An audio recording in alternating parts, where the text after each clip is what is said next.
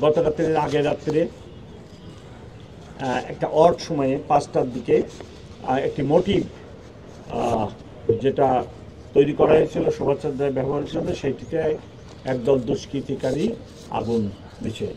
এটি নিয়ে একটি মামলা শাহবাগ থানায় রুজু করা হয়েছে এবং আমরা অত্যন্ত আন্তরিকতার সাথে এবং সকল ধরনের প্রচেষ্টা চালিয়ে যাচ্ছি মামলাটি উদ্ঘাটনের জন্য। এবং আপনারা এটুকুই শুধু জানে রাখেন যে তদন্তকালীন সময়ে আমরা কোনো কথা বলি না কোনো মামলা সংক্রান্ত। তো এইটুকু আমি আপনাদেরকে বলতেছি, আমরা অত্যন্ত খুব নিকটে পৌঁছে গেছি এই মামলাটি ডিটেকশনের ক্ষেত্রে এবং আমরা আশা করতেছি যে শোভাযাত্রার আগামীকাল 9টার আগেই আমরা একটা সন্তোষজনক পর্যায়ে মামলাটা ডিটেকশনের ক্ষেত্রে চলে যাব এবং সম্ভব যদি হয় এই বাই দিস টাইম আমরা এই দুর্বৃত্তদের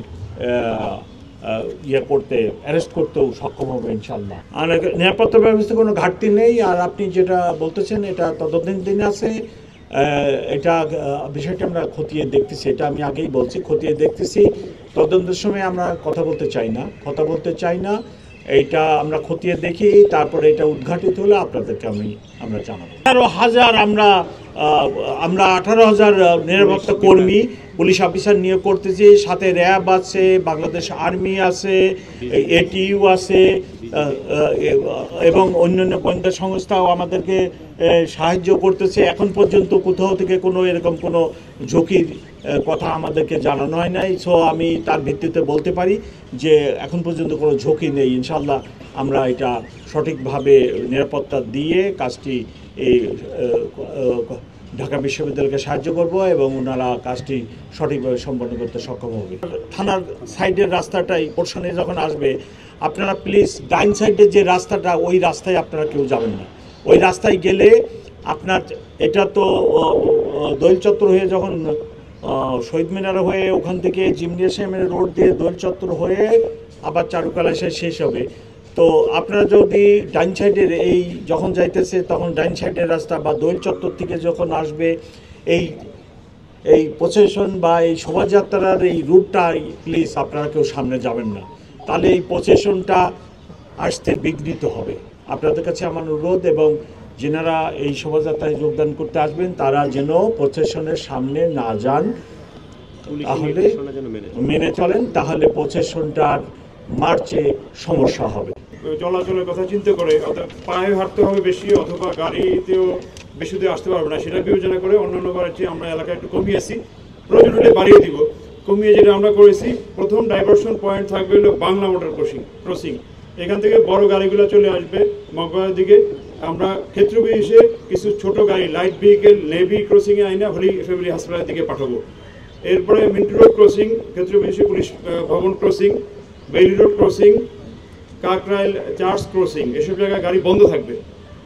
তারপরে কদম ফোয়ারা ক্রসিং বা এটা প্রেস ক্লাবের যে গ্যাপ, প্রেস ক্লাবের সামনে একটা গ্যাপ আছে, পুরো কদম ফোয়ারা পর্যন্ত আসতে পারবে না। এরপরে দোয়েল চত্বর ক্রসিং, হাইকোর্টের পূর্ব ও দক্ষিণ crossing, university Romana crossing, Dhaka বিশ্ববিদ্যালয় মেডিকেল সেন্টার, জগন্নাথ হল ক্রসিং, ভাস্কর্য বা রাজু ভাস্কর্য crossing, Nilkhet crossing, Katabon crossing, এইসব এলাকায় ব্যারিকেড দেওয়া থাকবে। তবে এইসব ব্যারিকেড ডিঙ্গিয়ে অ্যাম্বুলেন্স আমরা অ্যালাউ করবো, যেহেতু এখানে কয়েকটা স্বনামধন্য বা বড় হসপিটাল আছে। এর বাইরে আমরা আগে ছিল 0 পয়েন্ট ইউবেল কর্মচারী হাসপাতাল, এগুলো বন্ধ থাকতো, এগুলো আবার খোলা থাকবে। সাগরাওতে বাংলা মোটর, এখানে আমরা হয়তো গাড়ি আউটগোয়িংয়ে চালাতে পারবো, ইনকামিং হতে পারবে না, হয়তো সাগরা থেকে বাংলা মোটর যেতে হবে। চানখারপুরতে আজিমপুর বা মিরপুর রোডে যেতে পারবে বাম লেনে গাড়ি। বাংলা মোটর হইতে নেভি গ্যাপ পর্যন্ত হালকা গাড়ি চলতে পারবে। এছাড়া গাড়ি চলাচলের জন্য যে দিক নির্দেশনা, রমনা পার্ক, সরদি উদ্যান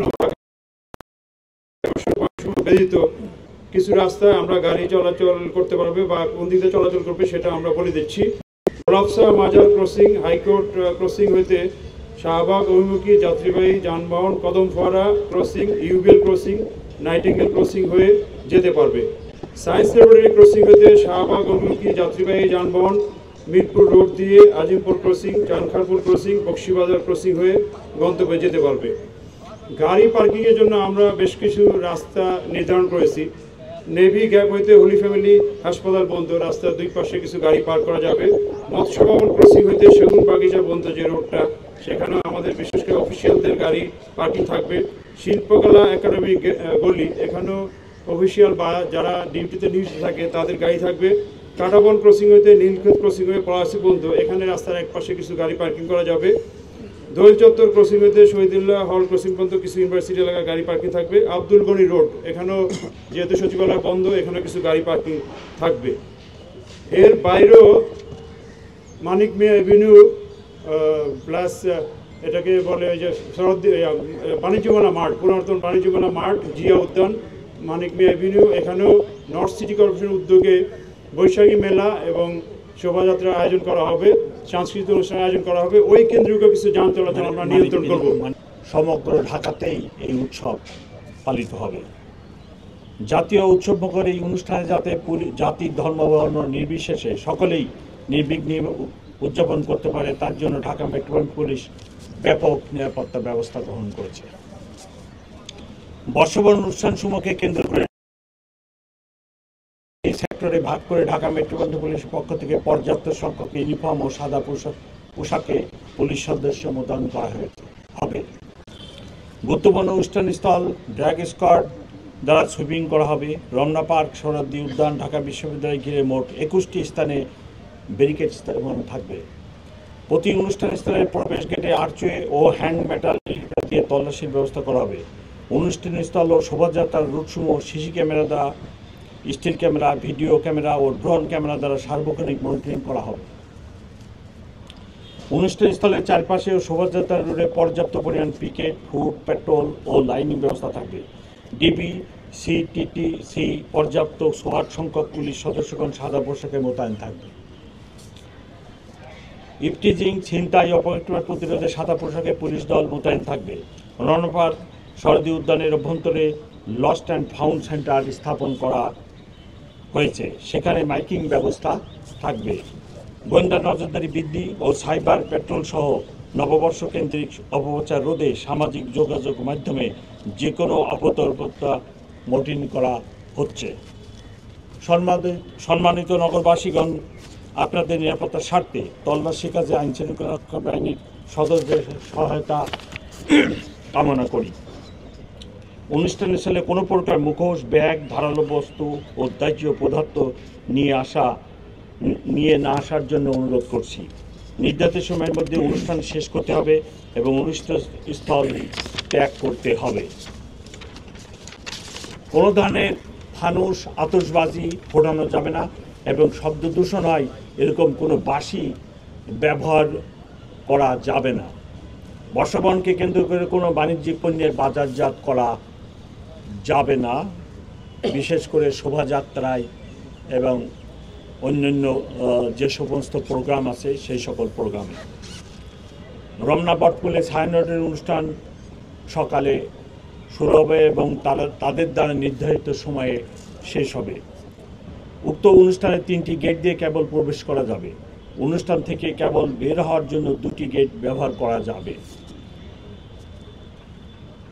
আমি যেনারা ছায়ানটের প্রোগ্রামে আসবেন ওনাদেরকে আমি রিকোয়েস্ট করব, বিশেষ করে যিনারা বেগম সাহেবদের মহিলা নিয়ে আসবেন, সাথে শিশু নিয়ে আসবেন, তারা যেন অত্যন্ত সতর্কতার সাথে ভিড় এড়িয়ে প্রবেশ করেন এবং নির্ধারিত মহিলা ও শিশুদের জন্য যে গেট আছে সেই গেট দিয়ে অনুষ্ঠান শেষে বাইরে চলে যান। সোহরাওয়ার্দী উদ্যানের প্রবেশনে 3টি গেট দিয়ে প্রবেশ করা যাবে এবং বের হওয়ার জন্য 3টি গেট ব্যবহার করা যাবে। রমনা পার্ক ও সোহরাওয়ার্দী উদ্যানে বিকাল 5 ঘটিকা পর্যন্ত প্রবেশ গেট দিয়ে প্রবেশ করা যাবে। বিকেল 5 ঘটিকার পর সকল গেট বাহির গেট হিসেবে ব্যবহৃত হবে।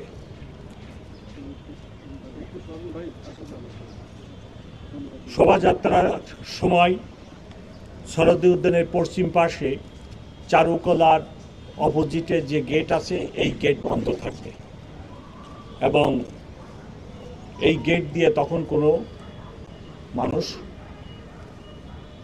রাস্তায় যেতে পারবে না। বর্ষবরণ শোভাযাত্রা 14 এপ্রিল সকালে শুরু হবে। শোভাযাত্রাটি চারুকলা হতে শুরু হয়ে শাহবাগ মোড়, টিএসসি শহীদ মিনার, দোয়েল চত্বর, বাংলা একাডেমি, টিএসসি হয়ে পুনরায় চারুকলায় গিয়ে শেষ হবে। শোভাযাত্রার পুরো রুটটি নিরাপত্তার চাদরে ঢাকা থাকবে। পাশ থেকে বিকল্প পথে শোভাযাত্রায় প্রবেশ করা যাবে না। শোভাযাত্রায় যারা যোগদান করতে চান তাদের জন্য আমরা একটি ম্যাপ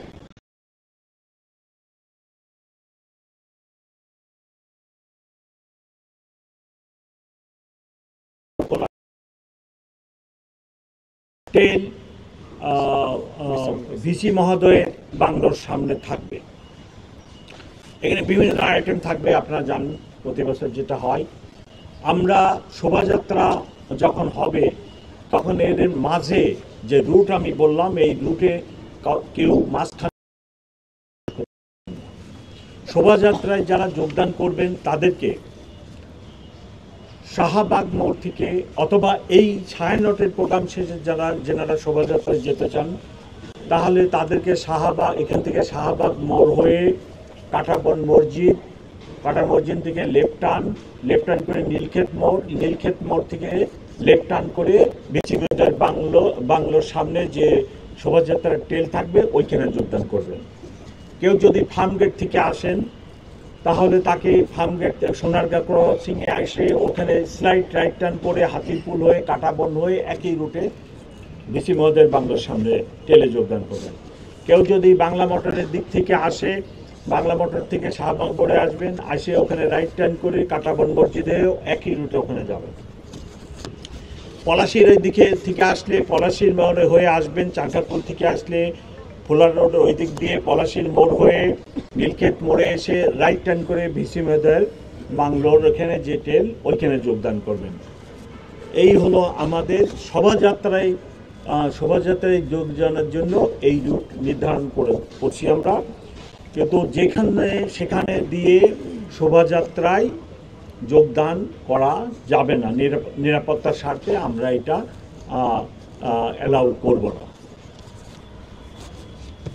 বাংলা নববর্ষ উদযাপনের দিন কতিপয় সড়কে যানবাহন চলাচল নিয়ন্ত্রণের লক্ষ্যে বিভিন্ন পয়েন্টে ডাইভারশন ব্যবস্থা থাকবে। ভাই কই দাঁড়াছেন ভাই?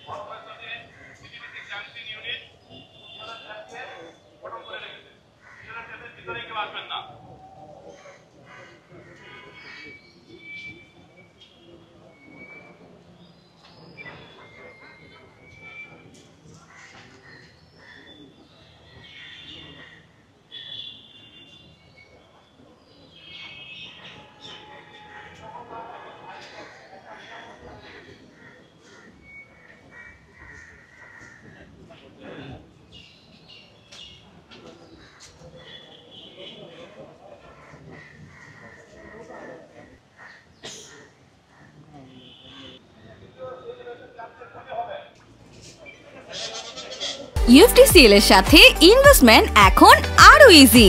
আমাদের নিজস্ব ট্রেডিং অ্যাপ UFT ফার্স্টে পাচ্ছেন শেয়ার বাজারের সম্পূর্ণ সমাধান, এনলিস্টেড কোম্পানির অ্যানালাইসিস থেকে শুরু করে রিয়েল টাইম আপডেট, সবকিছুই এখন এক প্ল্যাটফর্মে।